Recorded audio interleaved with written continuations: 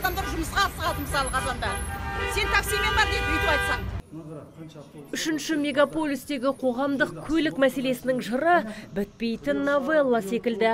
Жұрттың бұл салаға байланысты жолдаған шағымы да шаш етектен. Мәселен, бүгінде қозғалыс кестесінің қысқаруы, автобустың лық толуы, дөрекі кондукторлардың әрекетін құлақ естіп көз көріп жүр. Қала әкімі Ғабидолла Әбдірахымов бұл мәселенің күрмеуін шешу мақсатында шенеуніктерді қызметтік темір тұлпарды уақытша пайдалану құқығынан айырып отыр. Осылайша транспорт бөліміндегі қызметкерлер жолаушылардың мәселесімен толық таныспақ. Барлық қызметтік көліктер әкімдіктің тұрағына бір ай мерзімге қойылады. И на 1 месяц я ввожу запрет.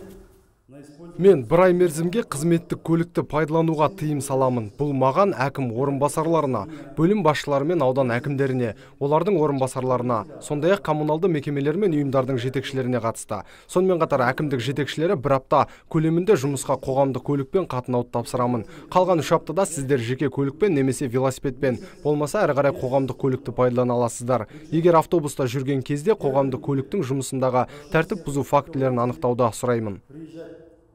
Тапсырма берілген бойда әкім өзінен бастап орынбасарлары, бөлім басшылары, сондай-ақ коммуналды мекемелер мен ұйым жетекшілерінің қоғамдық көлікте түскен суреттері әлеуметтік желіде жүктеле бастады. Желі қолданушыларының басым бөлігі мұндай шараны қолдаса, енді бірі көз бояушылыққа балап, бұл әрекетті әкімнің алдында есеп беру ғана деп қабылдап отыр.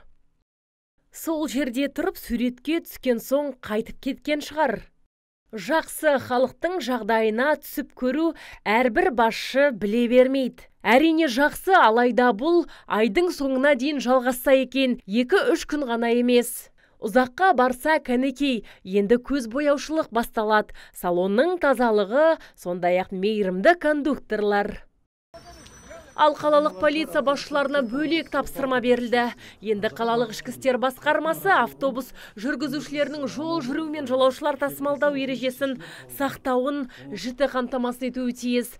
Айта кетейік, қоғамдық көлікте ереже бұзу фактісін тіркеп, тиісті сурет пен бейне материалды кол орталыққа 545-545 нөмір арқылы немесе 8-777-885-85-13 WhatsApp нөмір арқылы хабарлама жіберуге болады. Азиза Мадияр, Абзал Тұрабеков, ТВК телеарнасының жаңалықтар қызметі.